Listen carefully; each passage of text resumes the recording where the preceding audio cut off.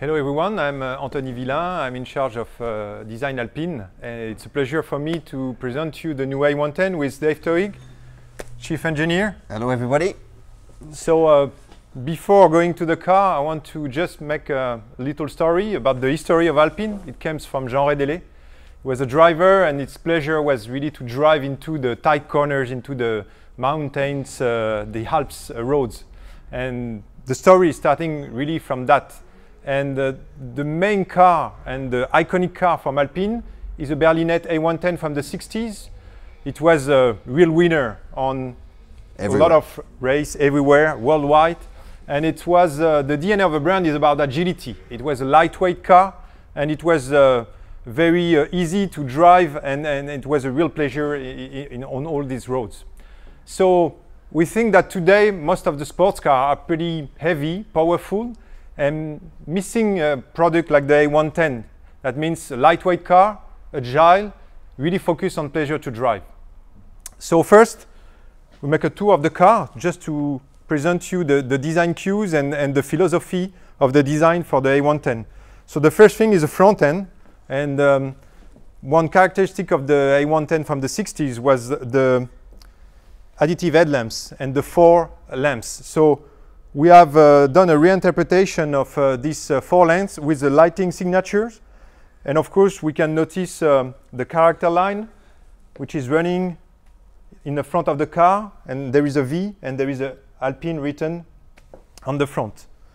When you go on the side, the philosophy is form follows function. So for instance, this detail is a wind curtain. So that means the air is going into this slot and it's going out and reduce the turbulence in front of the wheel.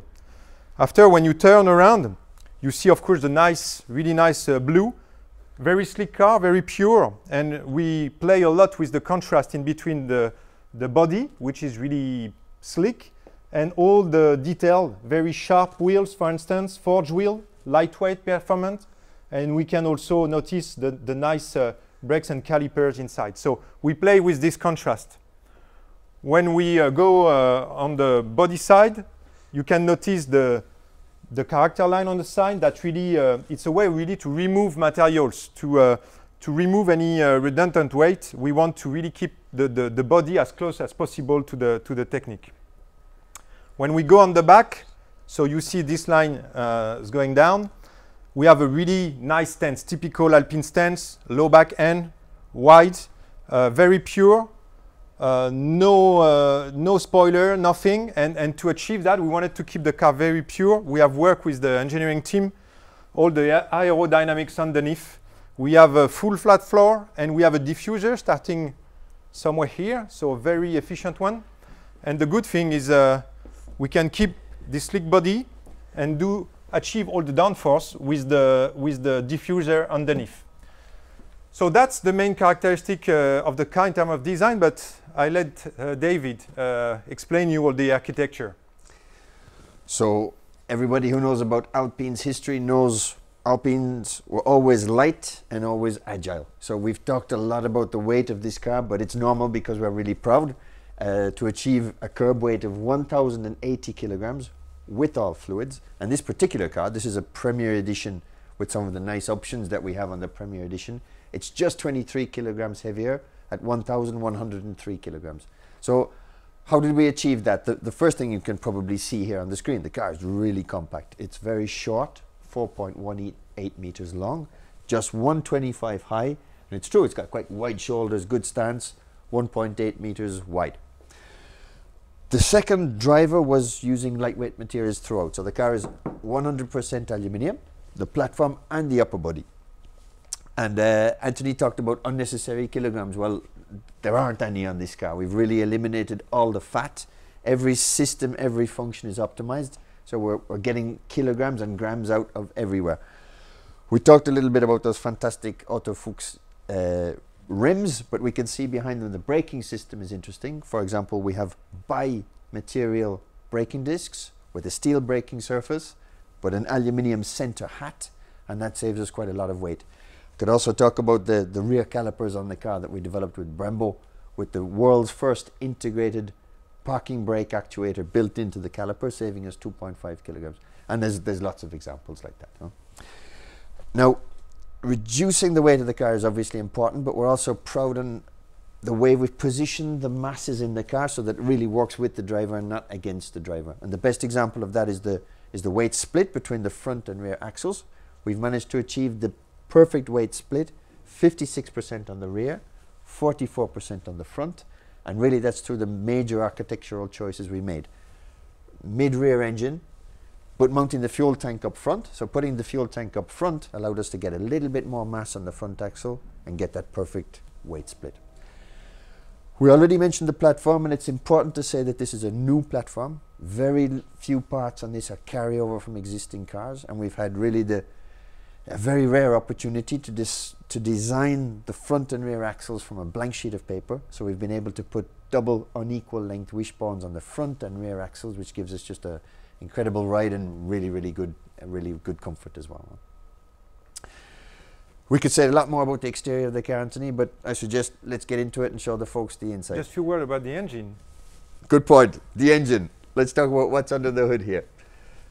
We have a 1.8 litre 4-cylinder engine, mid-rear engine, 250 horsepower, 320 newton meters, and that gives us really good power to weight ratios with the mass of the car coming in at just a little bit over the ton. It's driving the rear wheels through a Getrag 7-speed gearbox. Wet clutch, basically it's the latest technology from Getrag, really good gearbox with really good shift speeds. I was impatient to get into the car. Let's go for it.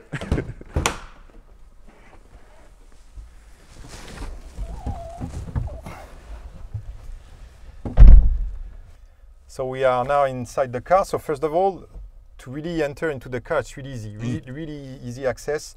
We wanted the car to be used every day, so it was a key point in the design of the cockpit. Secondly, when you really sit in the car, we have a focus on the driver position. Really comfortable seats, but very lightweight, 13 kilos, done with a Sabelt, still comfortable. Small diameter steering wheel. TFT cluster 10 inches with 3 modes. I will come back to the mod just after. So the philosophy to design the interior is really to remove materials and to display real materials. So I have, for instance, for the seats and the central console, we are really showing the aluminum structure, removing material inside, and we keep the leather, nice quality, on everywhere we have a comfort zone or place we can touch. And we just end the composition with this sporty flavor, with details like the carbon on these parts and on the cap, and some switches, sporty switches also, that gives a very good ambience into the car. Going back to the 3 modes, we have a button here. We can push and switch to 3 different graphics, but of course, there is not only the graphics which is changing, David. Absolutely. So at the same time the display is changing, we're changing the vehicle characteristics. So here we're in what we call the sport mode, where we've got a more modern digital style display, but we've also got a little bit more weight in the steering. The throttle and gearbox maps are more aggressive, suiting a sporty type driving style. And we've opened the active valve in the exhaust system. So the car's going to make let's say a more sporty type of sound. Then if we want to pass in the next mode. Okay, so now we're in track mode. So now we can see that the display is inspired by, steering wheels of modern F1 cars. Again, we've got a more aggressive throttle map, more aggressive gear shift map, and also the electronic stability control system allows us a little bit more slip angle, so we can slide the car, which is completely normal. This is an Alpine, no? And just while we're talking about stability control, so we also have this little button on the dashboard here. So when I press this button, wow, all electronic stability controls are off. It's up to the pilot. It's between the hands of the pilot.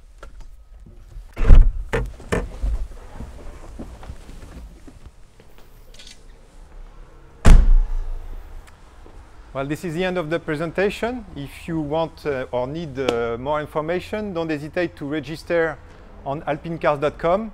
And it was a pleasure to do this presentation with David today. Thank you very much. Thanks, Anthony. Thank you, everybody. See you soon. See you soon.